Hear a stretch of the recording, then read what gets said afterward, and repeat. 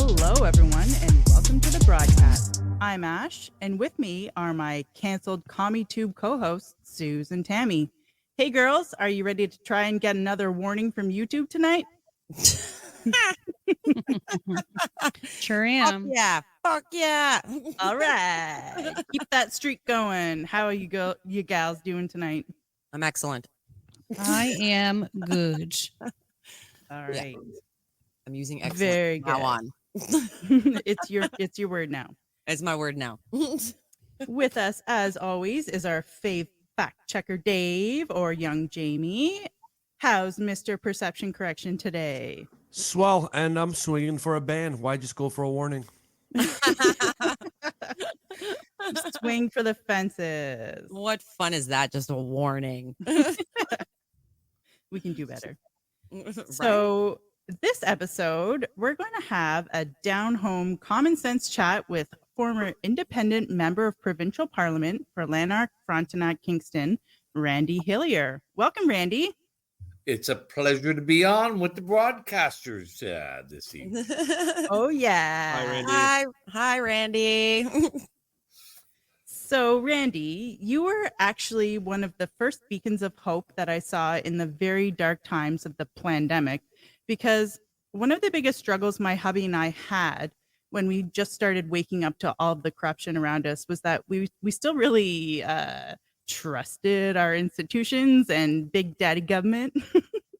That was a big mistake.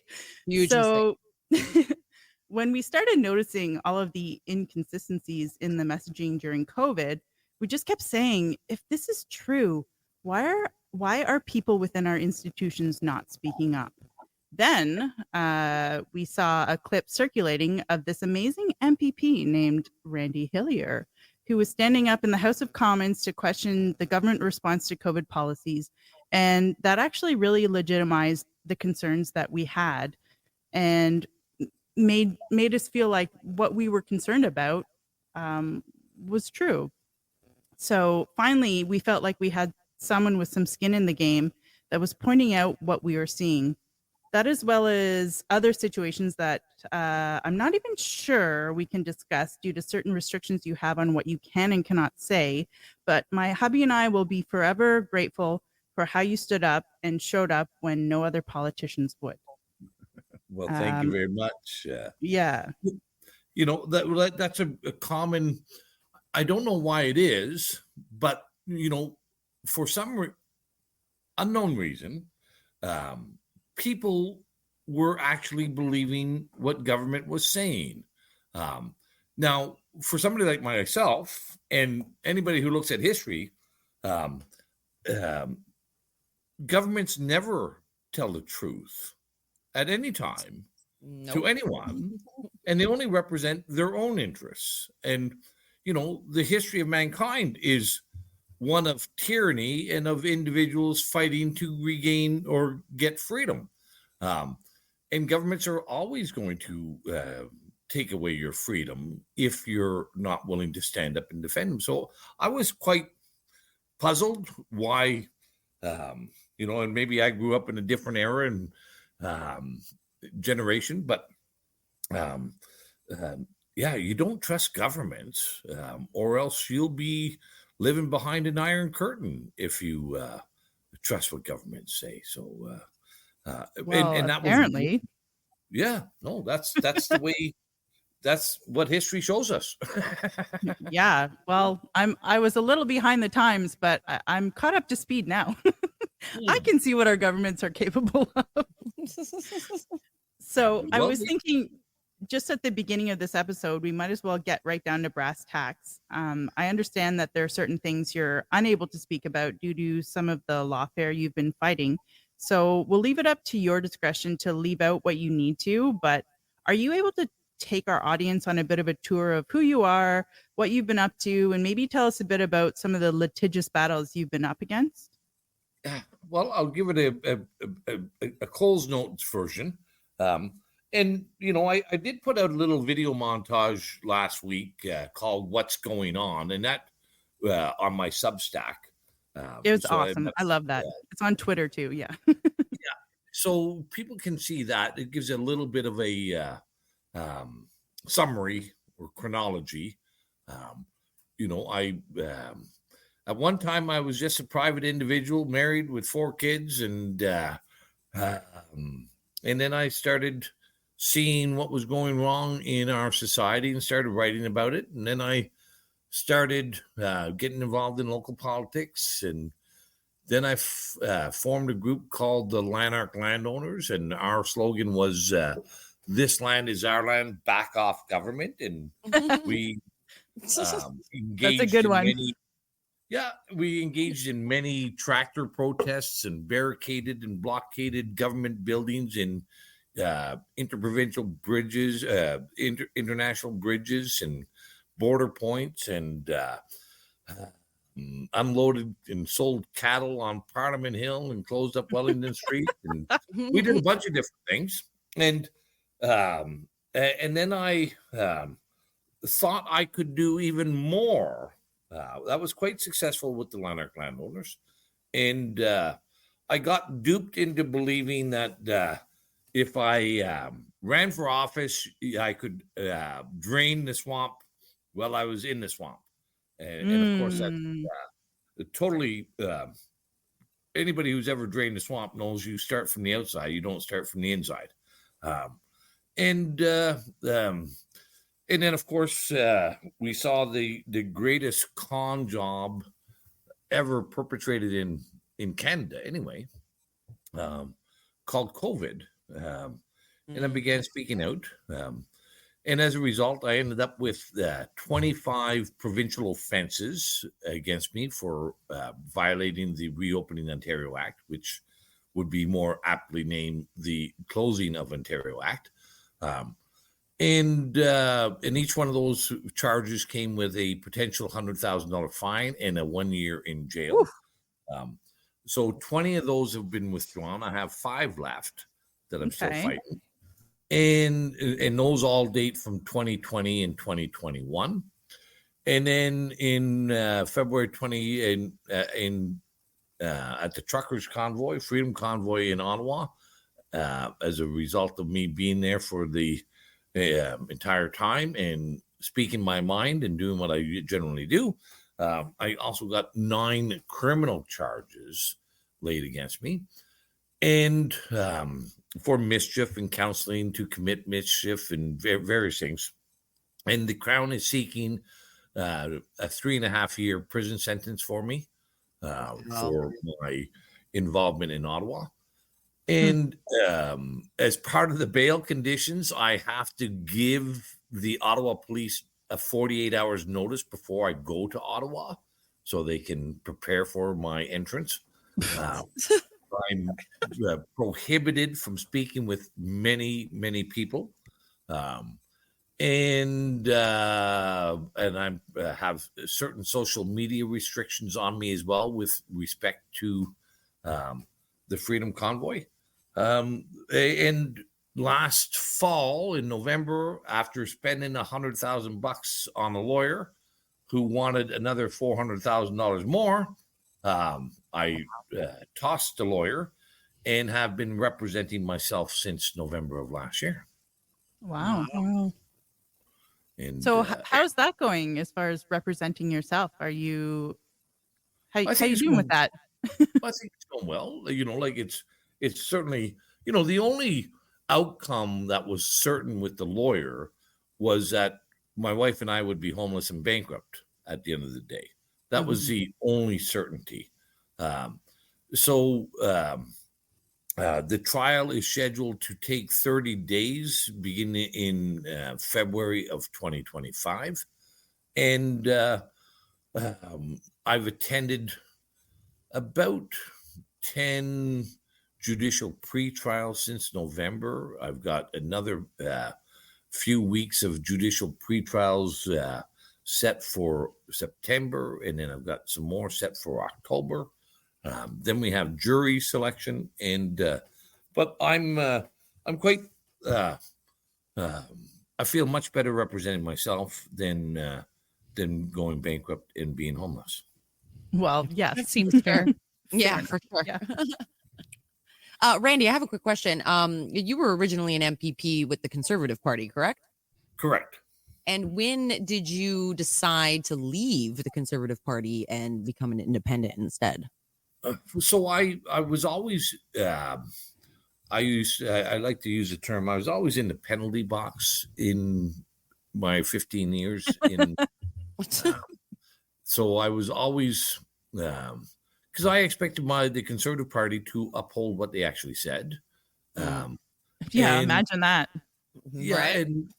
and I saw lots of examples and had lots of evidence of them behaving very poorly and in a corrupt fashion. So, and I would speak about it. So, I would often be suspended, put on the back benches, attempt to be muzzled. Eventually, it all came to a head in early 2019, where Doug Ford's inner circle and myself had a falling out of the amount of corruption between the lobbyists and the Ford administration, Hmm. and we parted ways. Wow. Wow. So, and they told me that I would be permitted to be back in caucus as long as I never talked about the corruption that I see. How dare you? How dare Yes. you? This is something that we're kind of seeing across the board with all of the institutions, not even just within Canada, but within the Western world, where you have these good people such as yourself who are starting to stand up and fight against the corruption. But the corruption is so deep and the rot is so dark that a lot of the people end up leaving the institutions because they can't handle the corruption that's there. And so then there's this real catch-22 where all of the good people are leaving and only the shittiest of the shit is left behind. Well, I might use some different language. I would say, like, what you have is like it used to be very commonplace in public office and in institutions for people to resign on matters of integrity. And we have lost sight of that. Like, and anytime a cabinet minister or a member would resign on a matter of integrity, that would send shockwaves to the population and through the party, and they would do everything to try to prevent that from happening. Now, within our institutions and government, there is an absence of integrity and an adoration of money over integrity, and I think that's it's not that much more complicated. Most people have grown to and become accustomed that their bank account and the size of their bank account is worth more than their self-worth. And Right. so they'll do anything to keep their money. I think there's also an epidemic of narcissism that we're seeing. And so a lot of the people who would want the money also want the sort of status that comes with some of these, some of these stations. Yeah, I think that's again just part of our evolution of our culture, or devolution. Yes. Evolution.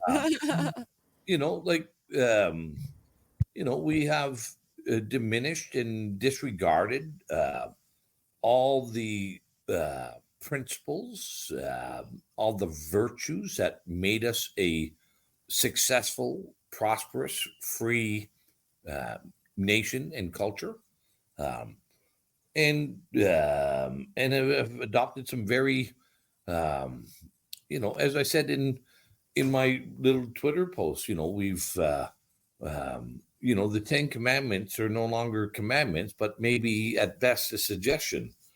Yeah, if even that anymore. And our the 7 deadly sins are now the 7 politically correct virtues. Right. And, I think it's, not that, there's been a complete absence of understanding of principles and why you need them, and what happens if you don't have them. And, Mhm. and the Western world is seeing what happens when you have no principles. Hey, Tammy, you've had a lot of sort of done a bunch of deep dives on different aspects of the depravity that we're seeing in a lot of institutions. I don't know if you have anything that you'd like to add here or not, but I thought I'd throw the rope out and see if you wanted to bite. No, more, I guess more just a question for Randy.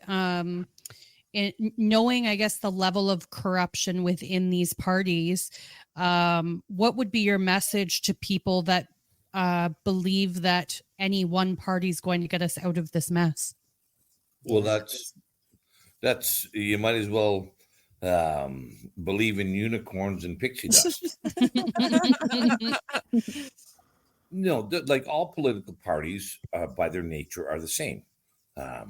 There is no ideology in a political party. There is no philosophy, underlying philosophy, and there is all the same elements that disincent integrity are prevalent in all political parties. So, and that's why they're all corrupt. And the closer they get to power, the more corrupt they become. So, I think people need to be engaged fully, and I think people need to be participating fully in our governance and in our, let's call it, for lack of a better word, democracy. But there's far more ways to be involved and engaged than just being part of a political party. And I think, independent candidates are one of those things. Municipal council, the school boards, hospital boards, library boards. There's all kinds of avenues for people to be engaged in.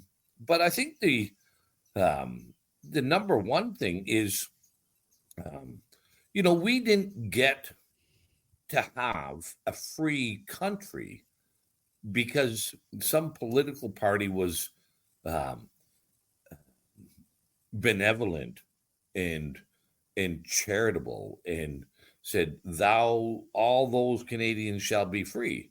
Mm-hmm. It came through a history of civil disobedience, a history of rebellion, the Upper and Lower Canada rebellions, the major strikes like the Winnipeg General Strike, the conscription crisis, we've had a multitude and colorful history of civil disobedience, and it's the same with the United States, and same with most Western countries that demanded representation that protected freedoms. By and large, our culture now has forgotten about their role in disobeying peacefully the edicts of a government. Yeah, like Mhm. we're definitely there. We need some serious civil disobedient, like yesterday. Do you think that they've forgotten, or they're afraid after what we've seen through the last few years? Well, if you're afraid, then you're going to be in an even worse position. Mm-hmm. I agree. So, but all these things, like, like slavery didn't end because, well, it's the right thing to do. There was disobedience to it. The civil rights movement in the United States with Martin Luther King and Rosa Parks. you have to push government to protect your freedom. And if you're not willing to push, as I said at the outset, then you will be living behind an iron curtain. That is the history of humanity. So, in so yeah, we it's always a good time to be disobedient with government. I like that. I like the slogan, do not affirm and do not comply, because there's a lot of affirmation that's also going on out there that is actually contrary to our own freedoms. And so let's say in something like some of the trans people who are taking over women's rights, or they're potentially pushing things on children that aren't, actually safe for them. And so there's the sort of idea that do not affirm and do not comply. And I actually quite like that quite a bit. That's a good one. And remember that silence is an affirmation. Mm-hmm. Like Totally. like and the tranny stuff and the pride stuff are good examples of that. Like here we are affirming perversion and fetishes and all kinds of stuff. And I know, I did a story about this on my Scuttlebutt Lodge series about how political parties are involved in grooming of young kids. And that is going on. I've seen it, and I've spoken out about it. Anybody who thinks that a bunch of naked men riding bicycles or walking down the street is something that you should take your children to, well, don't be surprised if those children then grow up seeing you affirming this atrocious behavior and normalizing it. We should be people should be opposing these pride parades in public lewd and reprehensible behavior, and we should be speaking out against it. Yep, there's a real problem with weaponized compassion out there, where people just feel like they can't speak up because they want to be kind and they want to be inclusive to everybody, but they don't realize that they're actually not being inclusive to the more common sense people who actually are, like, they're not screaming from the rooftops about their their rights to be naked and swing their ding dongs in front of children. Yeah, like those people, when I grew up, if people did that, they'd be put in jail. Yeah, and probably so.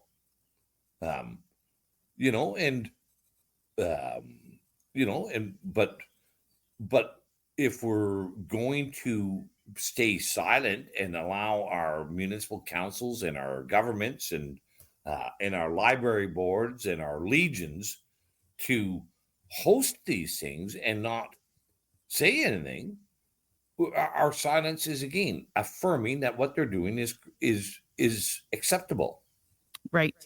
And I do seem to notice, now that I've started speaking out more, that a lot of people feel the same way I do, but they're just afraid to say anything. And so the more people that you have speaking rationally about things, you don't have to get all bigoted like the left seems to think we are. You can just have some decent, normal conversations with people and still respect people's differences of opinion, but get a lot farther than where we're going with, just even being on social media sometimes and screaming, into the ether. It's not exactly doing that much all the time.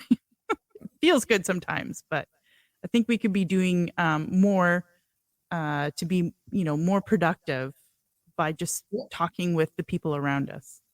Well, yes. Like, like for example, how many people have gone to, I know this is tough, but, things that are rewarding in life, things that are important in life are generally tough. Mhm. Mhm. Like raising kids are tough, but it's very rewarding. Yep. And, like, it's like how many people have gone and made a delegation to their municipal council and say, this exposing of ding dongs and naked men um, is harmful to our children, and it shows that we have no moral compass and no morality in our community, and it's important that we uphold and not uphold our morality and ensure that our children do not be corrupted by these perversions and fetishes. Mhm. It's actually a Like, lack of respect for the children oh, because they're being Absolutely. subjected to all of this insanity without even considering their feelings or, like their natural aversion to things that they should feel aversions to, you know. well, again, this is they see children as through a sexual lens, Yeah. Exactly. unfortunately, and well, they see society through a sexual lens. I can't wrap my head around that. Um, yeah, but that's just one element. There's so many, whether it's the 15-minute cities, whether it's the new biodigital convergence, whether it's the um, you know uh, this host and plethora of um, conveniences that are being promoted as conveniences, but that remove your freedoms, Mhm. uh, are need to be spoken out against and also not complied with. I think that's going to be a big challenge for the West is talking to people about the fact that the things that are the most convenient for us tend to be the ones that are driving us deeper into a hole of communist hell. So at some point we have to start pushing back against the conveniences because they are usurping our freedoms. And so it's going to be hard, I think, to convince the people who aren't very awake that it's the things like giving up your ability to use cash by going through the self checkout and you know even using online banking, and so you're not going into the bank, which is a horrible thing to have to do, but like we are kind of putting ourselves into these places where it'll be so easy for them to just flip a switch and say, okay, now we're doing centralized digital banking and that's it. Well, Yeah. convenience is the ultimate trap, Mhm. and again, we saw that during COVID. Yeah, with Um, mandates. Like like how many people went and got vaccinated just because they wanted to go eat at a restaurant? yeah, they Or Right. wanted to travel. have yeah Mhm. wanted to go see a hockey game, wanted to go travel, whatever it was. That convenience was a powerful motivator for them, and they would inject something that has ended up being exceptionally harmful and fatal to many. Um, they'll, what we can see is they will kill themselves for convenience. Um, Literally, yep. Which is yeah, mind-boggling. So yeah. mind-boggling. Mhm. So anytime you see something that is being promoted as convenient, um, you should give yourself a little slap in the head, um, and say, what is the other consequence that I'm not seeing about this convenience? Um, Mhm.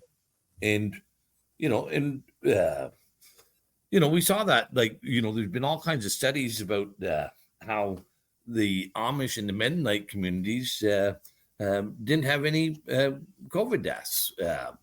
Um, you know, um, Well, now their lifestyle is far less convenient than the average in Western society today. But they could reject that that con job. They could reject that narrative because they haven't bought into and they don't have the appetite for convenience. Yeah. Mhm. So, smart group of people. Yeah. So, and not that I'm going to suggest that everybody become an Amish or a Mennonite or anything, but there are things, people should be using their cash, and not rely on the convenience of plastic or electronic transfers. And you made a little quip about going to the bank. I go to the bank often, and I quite enjoy it. Right now, our bank is just filled with pride flags, and my husband actually went to the bank today. I normally go in and do the banking, but he had to go in today, and I get a text message from him saying, "That's it. I'm shutting down our accounts. This is ridiculous." And he just sent me a picture of all the flags, which I've been looking at every time I go in, but out of convenience, I've never said anything. And he literally was shutting down our bank accounts. And I said, hang on. Let's get something else in place first. Like, let's go to the local credit union and open up another bank account first before you start shutting everything down. Which is tough because we have a business to run, right? And so here I am doing what he not doing what he was willing to do immediately, because these are the sorts of sacrifices that we have to make in order to kind of like not play into what they want us to play into. But well, unfortunately for my hubby, he wasn't too happy with me, but we're putting it off for like at least another week until I can find another. Well, I hope you another do that. Credit union. Yeah. But I would also strongly say, you better let the bank know why you closed out your account. That's what I was going to say. Make sure you tell them the why. Yeah. And I would go in and talk to the bank manager and tell them why you're doing this. And then I would also send a letter to the president of the bank and say, and maybe I would also share that out on social media and say, I am not going to support a bank that supports fetishes and perversions and public nudity. Yeah. And actually, just for everyone out there, just so that you understand, it's not just about that. My husband's not a complete bigot, but I went in the other day. We got a bank draft from a customer that I went in person and cashed, because sometimes if you deposit a check or a bank draft through your, like you could do a mobile deposit or like through the ABM machine, then it'll hold the paper. And wait for it to clear like 7 days. And so I personally went into the bank, I handed them the bank draft, and they put it through. And then my husband went to go make a purchase today, and the money was on hold. It's like, well, what's the point of the bank draft? Like they use bank drafts to legitimize the transaction like that. Yeah. So he was pissed off about that too. But well, I think I treat, like, I've always understood this. If you accept bad service, if you went to a restaurant and you always got a poor meal, would you keep going back? Right? No, exactly. And but the owner of the business would probably want to know if his cook was serving up poor meals, because he can't, or she can't run a successful business without feedback. And so whenever you get poor service, whether it's at the bank or a pub or whatever, or government, you should let them know. Mm-hmm. And whether it's sure. Yeah. Tammy, do you like have any that's thoughts over there? No, I agree completely, and more people should do that. To be honest, Mm-hmm. Hmm. Absolutely. Hey, Dave, what do you think? You've been quiet over there. I got a question. Oh, Going back to the swamp mentioned earlier, Randy, once you found yourself in the middle of the swamp, was there any encounter or event that made you say to yourself, okay, yep, I'm in smack dab middle of that swamp that I always knew existed? well, I saw so many examples. Like the parties are very good at obscuring and disguising their corruption. Like, Mm-hmm. like they don't do this they don't come out and tell caucus, well, we're putting the screws to these guys and we're getting money from those guys. And like, it's very sophisticated and very well disguised. They use a And lot of euphemism as well. So everything sounds prettier than it is, I'm sure. yeah, but when I started seeing and piecing together how corporate interests were working hand in glove with lobbyists who were working hand in glove with the political party, and seeing the amount of money that was being um, exchanged and the amount of profits that were being made in advancing legislation um, for a corporate interest. It would never, again, it would be disguised properly. So it wasn't obvious. Right. And then realize that, I had, it was, I think 2009. I had this group. I won't name them because I've got enough legal troubles already, and I don't need to definitely. Yeah. But this group came in and wanted me to advance. I was the critic for labor at the time, and they wanted me to advance legislation that would um, give them essentially a regulatory college over a particular industry group. Wow. Something like the College of Physicians and Surgeons, but for a different industry. Um, Mhm. and I laughed at them and I said, well, that's just crazy. I'm not even going to undertake that. And told them why.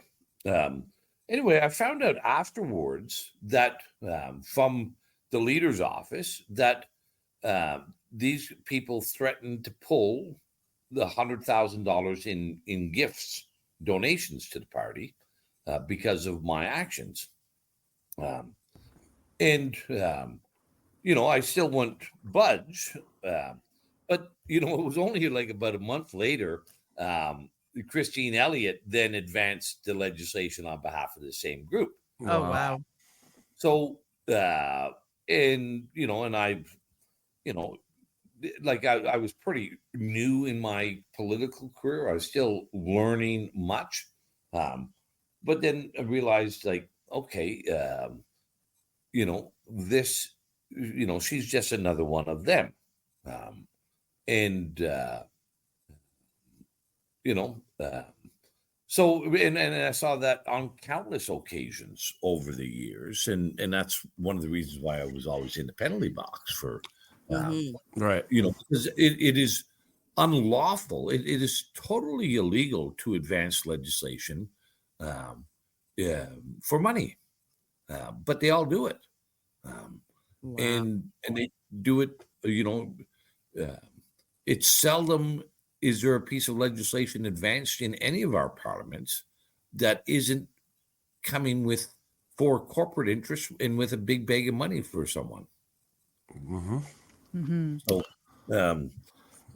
yeah. So but going back, yeah, I continued to think that I could, um, um, some way eventually clean up the swamp there, and um, eventually I came to the recognition that it wasn't just the swamp of politics that had to be drained. There was also this other bigger swamp, and that is the culture of acceptance for wrongdoing and corruption in our culture.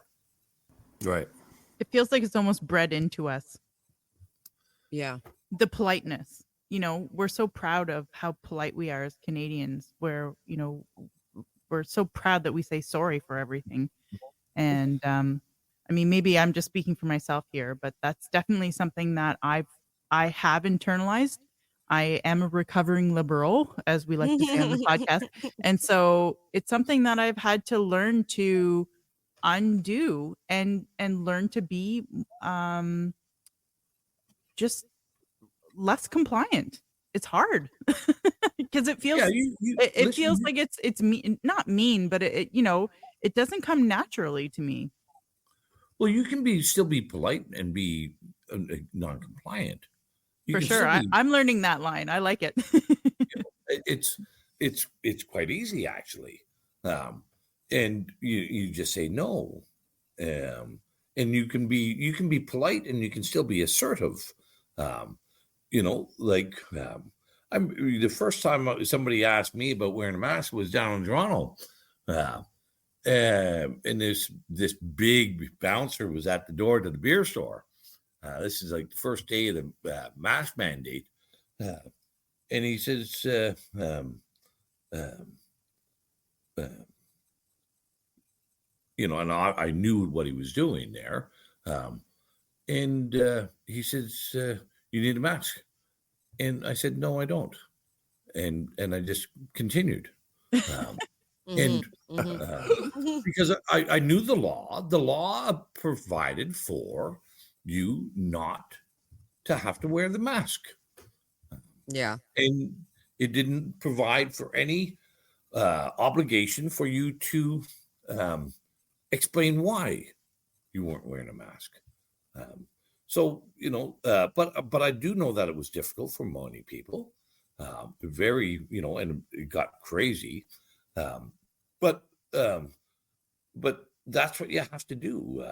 And a lot of people don't like the confrontation that comes with it either, right? Like a lot of people that might have been in the same situation as you were, like with that example, right? And someone's like, you got to wear a mask. And it's like, oh, okay.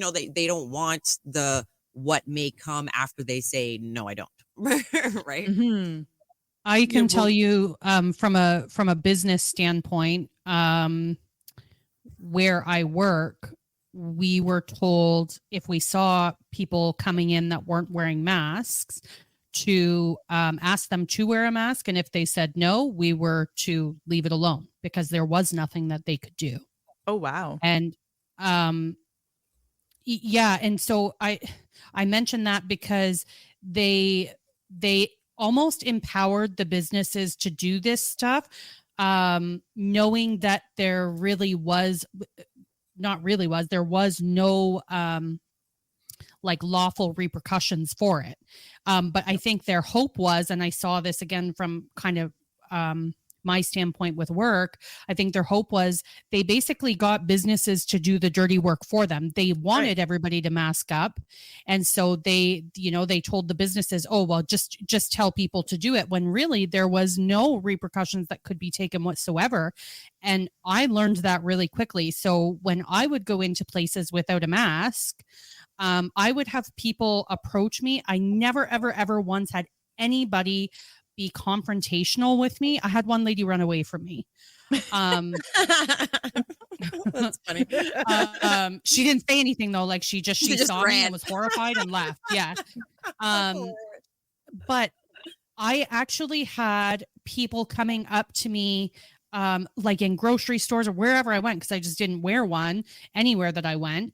And they would say to me, hey, have you had any confrontations? Do you think I could not wear a mask and not get in trouble? And I'd be like, just take it off. Like everybody that came to me and said it, I'm like, they can't do anything. Just take it off. And the amount of people that I had, said something like that to, and then they just took their mask off wherever we were standing. I was like, yeah, like go team. And then also like the instant camaraderie that you had with those, like when you walked into a place that weren't wearing a mask, it was like that Mockingjay moment where you did, like, if you've seen the Hunger Games, that weird little hand thing, as you saw them like across the grocery store, because you were like, yeah, these are my people. Anyways, that's Yeah, I did that. I remember that, and I like smile at people and high five them in the store and stuff. One thing that I'm not proud of is like, so my mom owned a restaurant like during all this shit, right? And like she's now sold it, but me and my mom both, we wouldn't wear a mask anywhere else. But while we were there, and it was a very small restaurant, and like she had no employees besides myself, we would wear one. We wouldn't wear one in the back, but we would wear one in the front because she was afraid she was going to lose business if people came in who wanted to see us in a mask. And there were people that would come in and like you could hear like them having conversations, and you could tell that they were left leaning and that they were believing all this shit. And we're like, fuck, if we take our mask off, like they may not come back, they may not refer us, they may this and that, right? But there would people that would come in that wouldn't have a mask, and we would take our masks off right away because we were like, okay, obviously they don't care, right? But like that was one thing where it was like my mom's business was on the line if she didn't comply in a sense, right? And I feel like I actually had a conversation with somebody about this today. If everybody had have just said no, it would have been over really quickly. The problem was that they intentionally, and I mean, think what you want, I believe it was 100% intentional.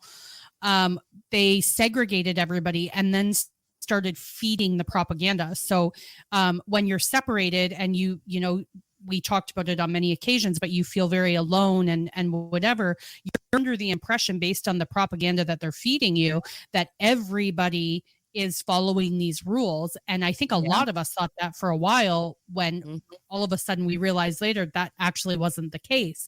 But if we hadn't have had that separation and we had have been able to kind of figure out sooner that there was more of us than they allowed us to believe, I think the no would have came very quickly, because once it started, people very quickly started to follow suit with the, I'm not doing this anymore.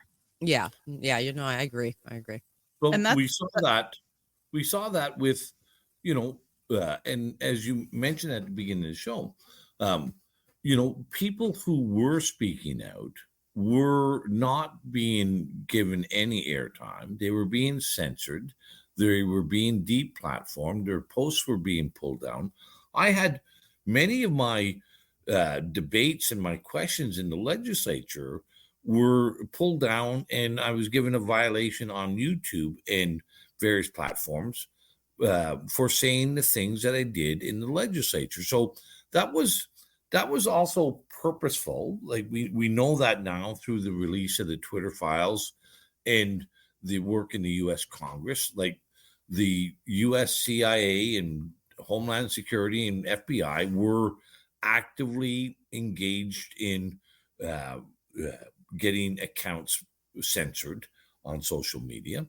And I would say this was one of the things that I think backfired on the COVID opponent side.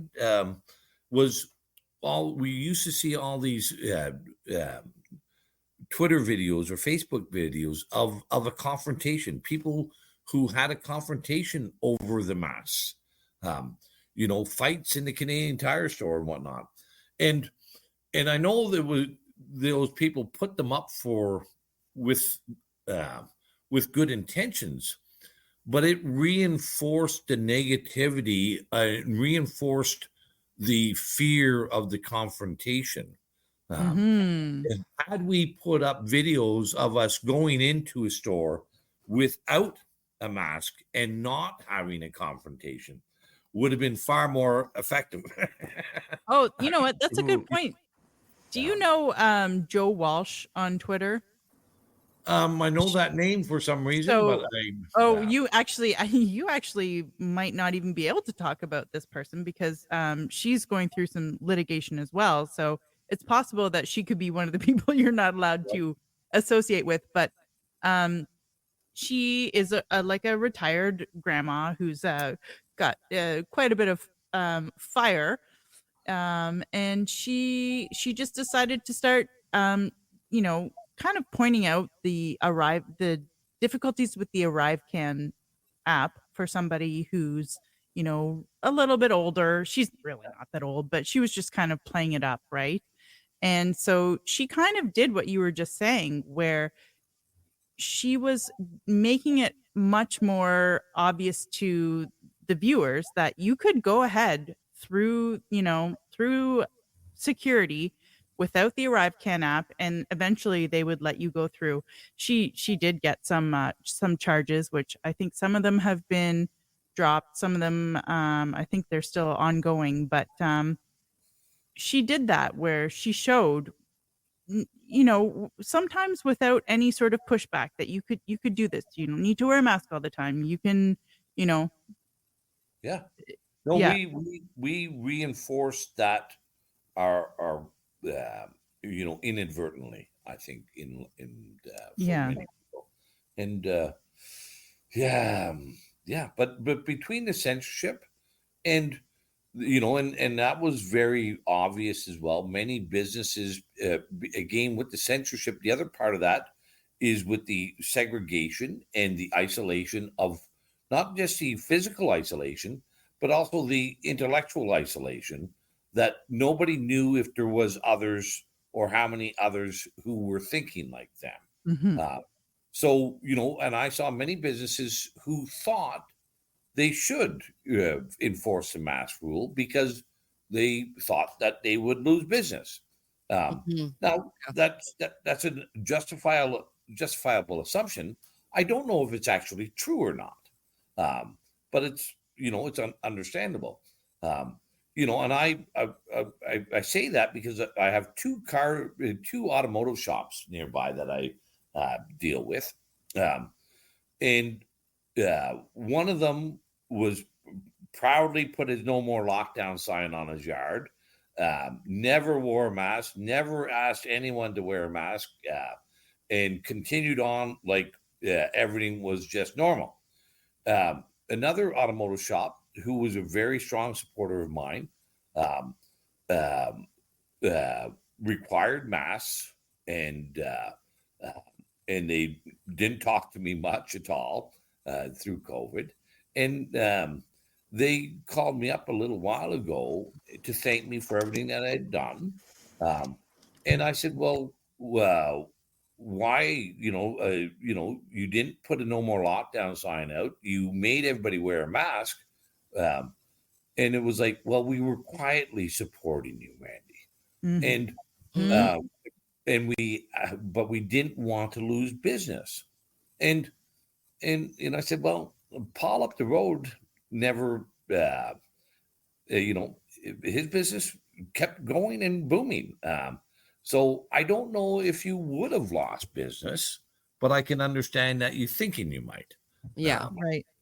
Well, I think that is one of the biggest challenges that we face, is the idea that the loss of our livelihood is what's standing in the way of us actually fighting for our freedoms. Um, Randy, I don't know if you know, but Sue's actually lost her job because she wouldn't get the jab, and That's so correct.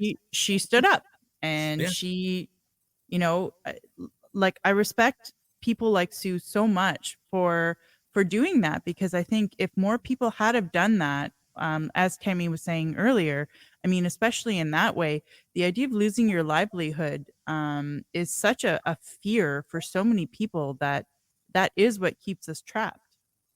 Oh, Yeah. absolutely. And I didn't know that, Sue, but let me ask you a question, two questions. The first one is, so you lost your job, Mm-hmm. and um, and has that been devastating to you, or have you found a new employment, and have you made do with and made other arrangements? So it was briefly devastating at the beginning, and I'll be honest, the main reason why it wasn't as hard of an issue was because of my mother's restaurant. I had that to fall back on. Mhm. Um, I still think I would have made the same choices if I didn't have that option. But it just would have looked maybe a lot differently. So I did have my mother to sort of carry me through, her restaurant to carry me through for a few months until I was able to find something more suitable. Yep. And so yeah, and what I did find was actually a better working environment. It was not as toxic as the place where I was prior, and I was there for 17 years. But I have actually recently been laid off from that job that I found. Right. So I'm kind of right back in the same situation that I was trying to find work. But I still have my home. I still have food on the table. So far, I'm not at that point, right? And Suze is still finding in the job postings out there, they're still looking for the first 2 jobs. Yeah. Now, some places are still looking for 2 jobs, and even like remote jobs, like remote, completely office jobs, but like work from home are still requiring jobs, which is absolutely ridiculous. So, I asked those questions too because I know quite a few people who didn't get the job, and quite a number of them who lost their jobs, but all of them, without question, have generally gone on to uh, find greater and better opportunities doing other things or with other firms and stuff. So, Right. But it is that fear that that keeps you, the fear of not having losing your employment that gets people to do what they don't want to do, and but most everybody I know are quite happy that they left when they take stock of things now, 2 years later type of thing, or 3 years later. Um, but I will also say, one you mentioned about, I've seen many firms put up job required in their advertisements and stuff. I've also seen quite a few of them that it's just there to cover their ass. And at the end of the day, they don't care. And they don't care. It's actually funny that you say that. So a couple things here. So after I had gotten terminated, a couple months later, another lady that had gotten terminated with me, she had found employment at another agency in the same industry, and she referred me to them. And I actually do work part-time for them and have been with them ever since. They've kind of been a part of my lifeline ever since. They did have, because of the industry, they were required to put in a vaccination policy. And they did have one at the time, but they didn't care that I wasn't vaccinated. They did not care. And it was funny when I had to fill out this paperwork sort of thing online and stuff. And there was a part where I came to it, and it was like, upload your vaccination, proof of vaccination or whatever. And I was like, I don't have that, right? So I reach out to like the HR department or whatever it was. And I'm like, I'm at this part where it says, blah, blah, blah, but they're well aware that I'm not vaccinated. And like, what do I do? How do I move on? And she's like, oh, just write in a Word document, I chose to not be vaccinated, blah, blah, blah, and upload that. It will trick the system. I'm like, oh, okay, cool. That was it. Yeah. And regarding my job that I was at, it's funny because I was there for 17 years, and over a good portion of the last years that I was there, a good like 10 years or so, or close to it, it was such a toxic environment. And there were so many times where I wanted to leave and look for employment somewhere else. And something always kept me there, whether it was like, oh, I have such great benefits, I have so much vacation time, is the grass really greener on the other side, and blah, blah, blah, blah, blah. And then all of a sudden this mandate, this policy came in, and here this employer who was toxic as hell to begin with was asking me to do a permanent thing for something that's not permanent, right? No job is permanent. And that's when I was like, no, I'm not going to do a permanent thing when they could go bankrupt next year and I'm out of a job anyways. So it was like a blessing in disguise in a way that forced me out, even though I wanted to leave like 10 years prior. Yeah. Well, I can tell you, like, if any employer ever told me I had to do something,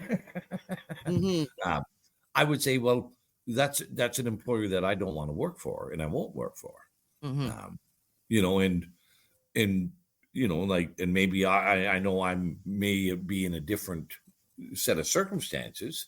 I could always fall back on my electrical trade and different things. But to me, it's just abhorrent to have an employer try to compel you to do something that you don't want to do. And that's not a good person in my view. Absolutely. No, you're right. So, yep. Good times. So,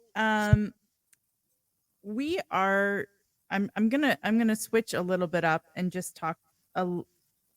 We were talking about government corruption, and Randy, I did want to hear your thoughts on. We have so much circling around the drain about the idea of foreign interference in our government. It's quite obvious that this has been happening, and the our government, every single party just seems to be avoiding the issue completely. And now, what do you know? We're going into the summer recess where all of those members of parliament get paid by the taxpayers to have a vacation while our whole government is in complete shambles.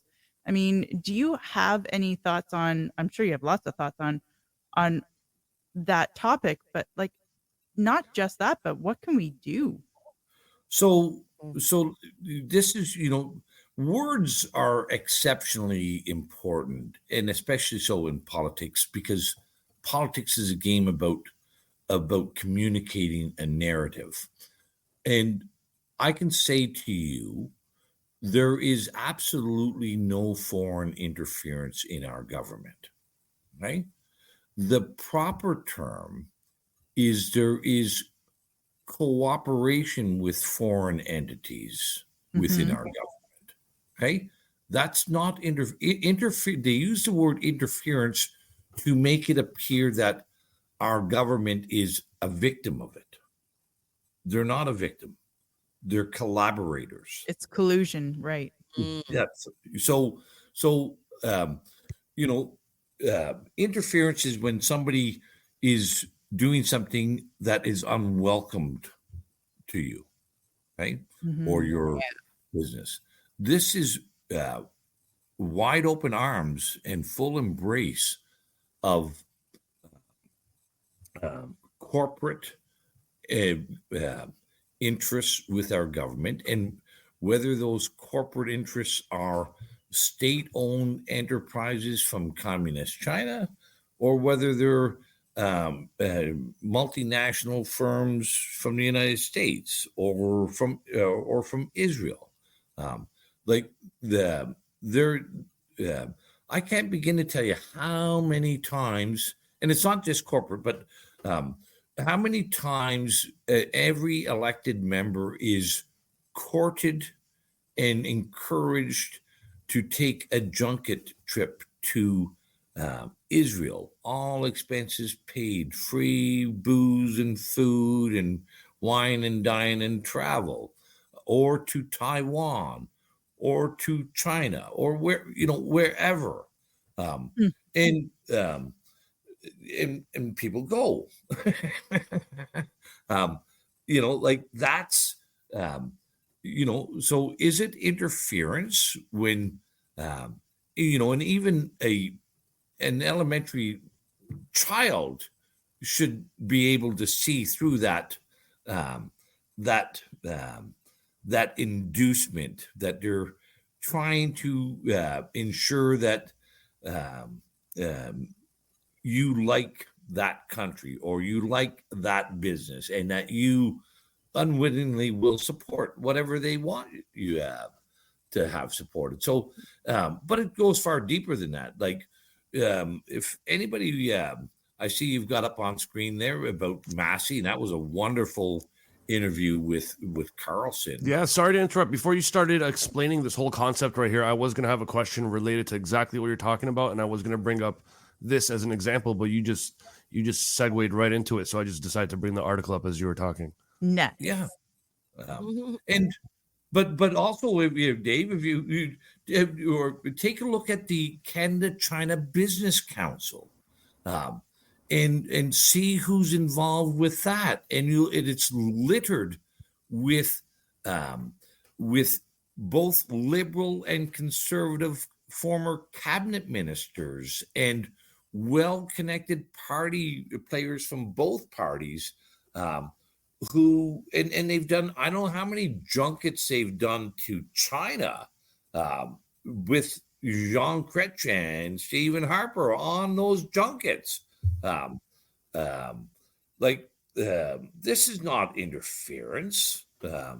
These guys are salivating at the opportunity to fill their pockets and their party's pockets, um, um, from their role as an elected member. So, What's this you've pulled up there, Dave? So this is the Canada-China Business Council, and I just went straight to the members section, and I'm just at the letter A, and it tells you who's involved in what companies. Whoa, there's so many. Wow. It's too small for me to read, but there's a lot of names there. But if you go to the board of directors, that will give you an even better picture of or their leadership team, and you'll see, who's there, and Right. Look at that. And, I think that's something There you important that the World Economic Forum, I do not think that it is a good entity by any means. And I do think that it has been creating problems throughout the Western world for our democracies, if they are even. I think democracy is kind of a figment of our imagination, but Yeah.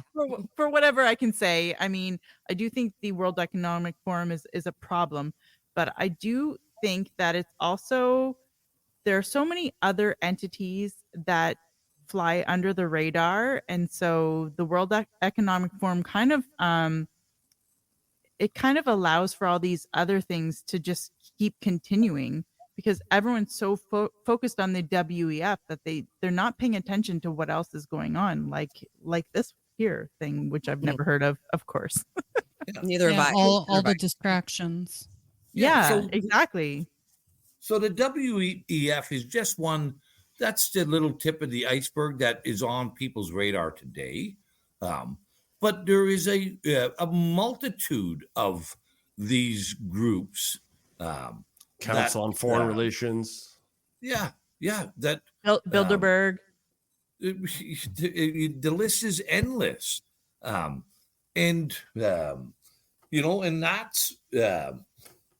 that's who's running our show. And I've often said to people this: one of the great awakenings for me in party politics was, sitting around the caucus room and thinking when I got there that, we would have these great debates and discussions about public policy and what the party's position should be on a particular policy, etc.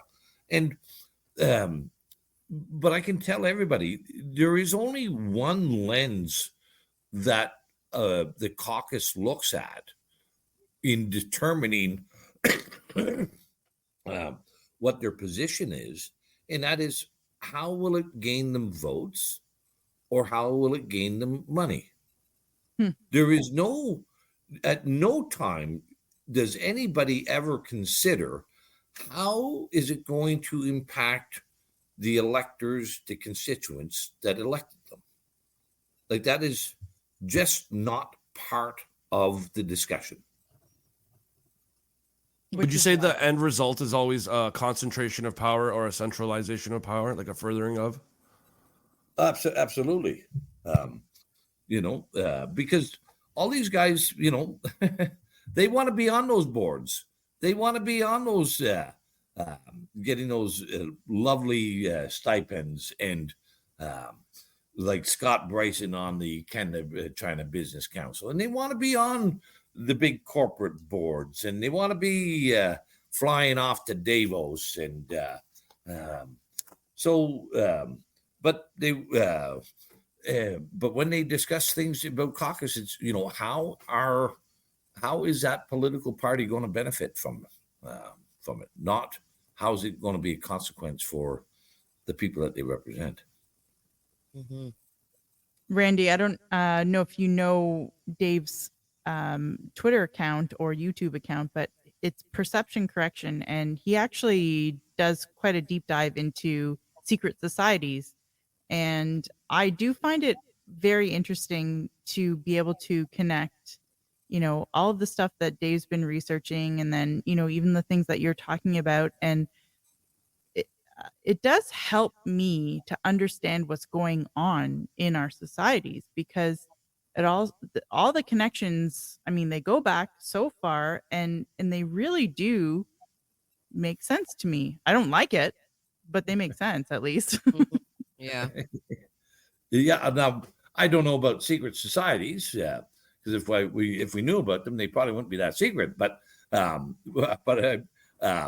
there's all kinds of organizations. The ones that I mostly have been seen firsthand and that I know about are um, tied to corporate, um, generally tied to some sort of corporate mechanism or outcome.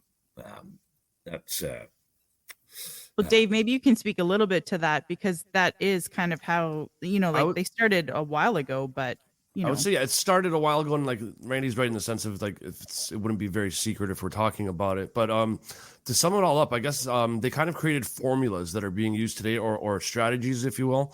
Not started with, but I guess one of them would be like the Hegelian dialect of your thesis plus your antithesis equals synthesis. So you get the outcome that you come, and that gets applied in politics. And that was used largely by the Bavarian Illuminati. And then just like what's in my display profile, it's like what's the equation? It's control of perception equals control of information equals control of perception equals control of behavior equals control of society. So well, that's all true. Yeah. Yeah. So really, this is just, to me, it's been just people passing the torch. And you're right, like it's not very secretive, but it is more people like the Council on Foreign Relations or the Trilateral Commission now, or the World Economic Forum, that have just taken on those formulas and those strategies and are applying them under the guise of something benevolent, right? Yeah. It's like evil political Olympics. Yes. But you see, this is where people need to, I think, go off track a little bit. And I'm just going to speak in general terms, and obviously there are exceptions to every rule. But the politicians that I know that have gone on these trips, and the politicians that I know of that have advanced these legislation, they don't even understand that they're part of the corrupt system. This is very, very well camouflaged and very sophisticated. Like, these people actually believe that they're doing something good. When you had that thing up for Massey, and he said that every APAC has got an APAC member in every member's pocket, type of thing. These guys think that they're special, that they have privileged access and influence with the Tel Aviv government or the Israeli government, and that they're not being played, that that Israel just wants to make sure that they hear this congressman's point of view. Of course, it's all bogus and bullshit. But it is. And same with, when you see Scott Bryson or whoever on the Canada-China Business Council, he's not seeing this as some as foreign interference. And again, it's not interference, because he picks up the phone and calls up Justin Trudeau and says, we got to help the milk plant here that China wants to build in Kingston. We got to help them out. That's going to create jobs for Canadians. They always wrap it up in a nice story. Now there are, as I said, that's the most of the politicians that I know. And I can say that there are those who know what they're doing is unscrupulous and is corrupt, and are doing it anyway. Wonderful. Do you think Justin Trudeau knows? what he's doing. Oh What are your God. thoughts? I think he actually believes what he's doing is honorable. What? Right? Yeah. Seriously? No. Really? No. Yeah. I don't buy it. Well, Now, is that because he's been put through the Klaus Schwab school and he thinks that school is the way to go and what he's learned at that school is the righteous thing to do?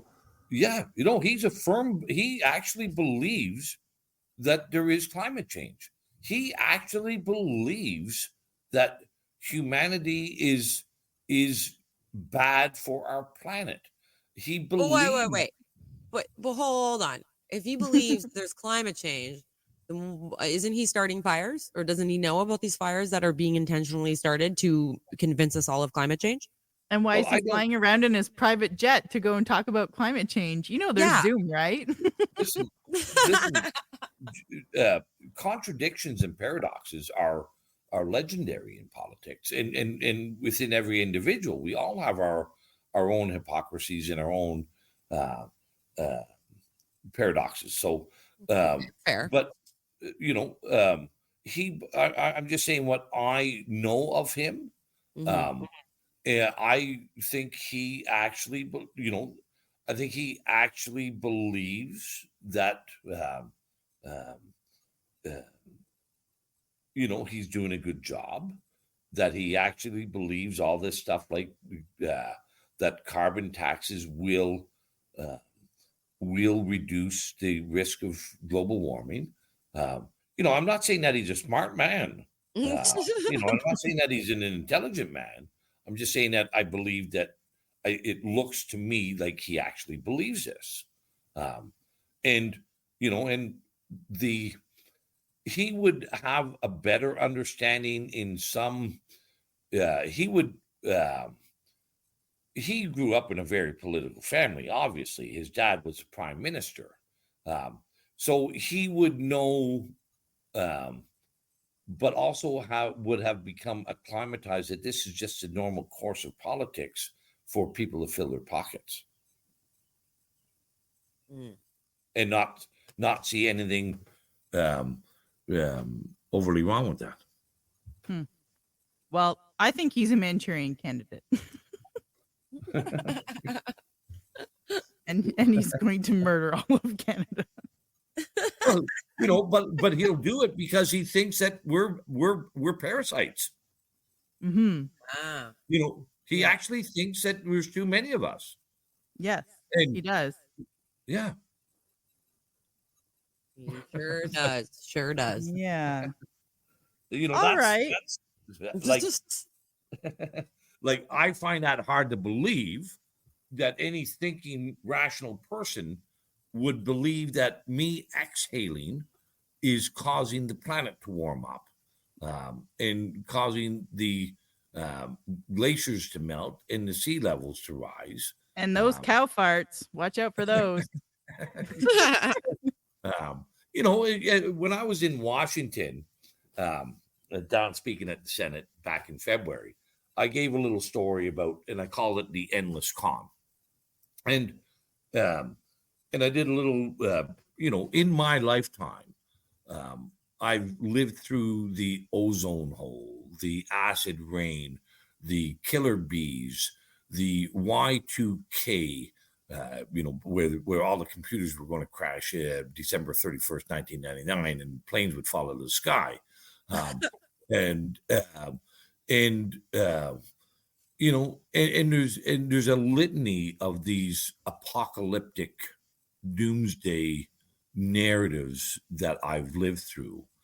And as I said in Washington, as a young child, I used to go to bed terrified of the looming ice age that we were all hearing about back in the 60s. And only to wake up as an adult into global warming. Like, everything is a doomsday in government, and for like everything is a con on these things. None of this the planes didn't fall out of the sky with Y2K. I don't know what happened, how the hole in the ozone layer and how acid rain all are no longer problems, but it did. But each one of them cost bucket loads of public money. That's the key to it. All of these things, whenever you see the expenditure of public money to solve a problem, then you know it's a con job. Mhm. And COVID Yeah. was a great, great example of that. Well, and keeping people afraid is a great way to control them. And we can see that throughout history. I personally remember the acid rain thing when I was a kid. Yeah. And quite honestly, I forgot about it until very, very recently. Somebody brought it up and I was like, shit, I remember being afraid when it rained. Yeah. But Well, they do these things to keep us in constant fear, because when you're in constant fear, you will give away your freedoms and you will beg somebody else to come up with a solution, or at least the vast majority of people will. Yeah. Sure. When you're in fear, you act irrationally. Mm-hmm. And yes, again, the last 4 years should demonstrate that in spades. And and here there's all these other apocalyptic fears about the avian flu. Like you can be, it's like we have forgotten. When I was a little kid, there was a little kid's book called Chicken Little, and the sky, is falling. And more people should read that book. Yep. But that keeping, the purpose of government is control. That's what is control. That's every other thing that they're looking for is derived from the control. And keeping people in a state of fear or confusion allows that control to be exercised much better. Absolutely. And they use Hollywood as kind of a catalyst, I guess, for it. How many movies each year come out about the end of the world? That's all we see, actually. So I don't even watch movies or TV really at all anymore. But last time I did, that was a whole thing. It's constantly end of the world. Ashley, you were just watching, or maybe you're still watching Fallout. Yeah. Actually, my hubby and I just went back to playing the video game because we gave up on it for a bit, and it's wild. Like, the predictive programming is crazy, but we still play with it. But at least you're aware and you know what they're doing. Yeah, I mean, and that is the thing. Like, I think you still have to live your lives. And so sometimes it's hard to do that and do anything that has to do with any sort of mainstream media. But, there are some times when it's just nice to feel like sort of normies. And something that I can do, I guess, is maybe like feel my resistance to whatever it is that I'm listening to or watching. And then I kind of allow the show to tell me what it's going to tell me, and then I just pick the shit out of it. Yeah. Because, I mean, we still have to be humans. Yeah, I do miss sometimes being normal. I know. Yeah. We should have, how they have like cheat days when you're on a diet? We should have like a normal day. Yeah, I'm having a normal day today. Well, I don't even know if I'm capable of it anymore. Like, I'd have to be placed in like somewhere deep in a forest where I'm not seeing any propaganda. Yeah. Seriously. Well, I think that, that's what a lot of people are seeking is, how do we live a normal life in these abnormal times? A segment of society is seeing that because obviously there's a great number of people who are just fine and dandy with what's going on. Mhm. So, but you know, um, I think people have to check and say, okay, what is a normal life? Is it normal to be on, to have a phone in your hand and being on social media all the time? Is that actually normal? Is it normal to be playing video games or watching TV? I know it's become normal, but is that Normalized. well, Yeah. and and I think those are all traps that I try. Not that I don't have a phone and not that I don't have social media, but you really need to um, moderate and make sure that um, you know I spend a lot more time in my gardens than I do on watching TV. Mhm. I spend more time with my chickens than I um, like there's other things that I think people need to realize that this convenience of technology is a real um, um, easy trap to get captured in. For Um, sure. you know, I Yeah. actually think that there's a reason why our generations are the ones that are being the most vocal about this, because we're the ones who experienced life before the trap of phones and computers. We Yeah. had to make up our own fun. We had to, we spent not had to, we spent most of our time outside as kids, and it was glorious. Those were the best days of my life, you know? Yeah. um, outdoors is pretty good. Yep. Yeah. All right. It Well, makes I sense think though. we're getting to about the hour and 30-minute mark, so it's probably a decent enough time to close it out. Um Tammy, do you have any final thoughts before we end off? Stop being distracted. Yes. Yeah. Um, no, honestly, that's really it. Just stop being distracted. I think social media is a big one that they're using, and Hollywood and everything else. And I think everybody needs to really just start paying attention to kind of what's going on around them, and see the corruption for what it is. And if, listening to somebody like Randy, who's an independent and he's actually seen it for himself, doesn't wake people up, then I quite honestly, I don't know what will. Mhm. That's all. All right. Dave, final thoughts? Yeah, I'd just like to thank Randy that with your experience under your belt, you're using your voice to speak out against the uniparty and bringing to light that no matter which party is in power, the goal is concentration and centralization of power, and that we could start making a difference at a local level, because that local level, I guess, is kind of the antidote for what the evildoers are doing on a federal level, and that's kind of who you are to me. So thank you. Thanks. All right. And Suze, Randy, I'll come back to you in a minute, but Suze, you're hosting next. So what are your final thoughts on this episode? And then what do you have in store for us for our next episode? Well, just to follow up, I agree with the other two, Tammy and Dave, spot on. And thank you, Randy, as well. For kind of being a voice for a lot of people. And yeah, everybody needs to stop living in fear. Let's get some civil disobedience happening immediately so we can turn this shit around. Hear, hear. Those are my final thoughts.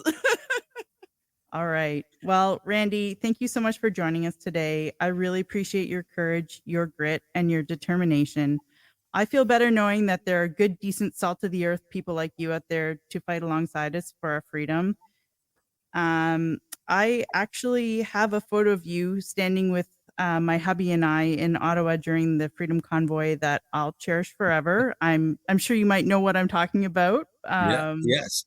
And you were the first and one of the only politicians that we saw there standing up for we, the people. I really appreciate you taking the time to come on the show and I just really appreciate you as a person. So thank you so much. Can you take a moment to tell our audience where they can find you? Yeah. Well, listen, thank you all for the kind words and the opportunity to speak first. And listen, it's very simple, to speak out, to oppose wrongdoing, and to do it often and frequently. And um, it's and you'll find it's quite fun actually to do it as well. Yeah. Embrace your inner rebel. Well, and I would say, like this is one of the things that I've been doing more of the town hall because, I wanted, being with people is one of the big antidotes to all this. This is one of the underlying, that segregation, that isolation, that reliance on technology. Anytime and every time opportunities to be out with other people is that in itself is an act of disobedience these days, right? Mm-hmm. And so if for those who want to see more of what I write and talk about or do and whatnot, I do have a free subscription Substack, and Substack Randy Hillier. I also have the nomorlockdowns.ca website. And for that, for people who want to help out on my legal defense or want to come up to my camp in Lanark County to help support out, I have Scuttlebutt Lodge. And then, of course, I'm on Twitter with at Randy Hillier and No More Lockdowns Canada on Twitter, and my YouTube channel, Randy Hillier. So, and be happy to have anyone subscribe and hear what your thoughts and views are on what I'm sharing. All right. Awesome. Suze, I don't think you mentioned, what are we doing next week? Oh, that's right. I did not mention. So we are going to have our good friends Lex and Beach from Big Puff Podcast on. I'm super excited to have them join us. Always a good chat and a good time with that duo. So yeah, they're going to come have a little chat with us. Awesome. Looking forward to that. All right. Well, thanks again, Randy. And thanks again to our audience for joining us. If you like what you heard, please like, share, and subscribe. Check out our previous episodes, and hopefully you'll join us again in the future. So thanks, everyone, and bye. Bye. Bye.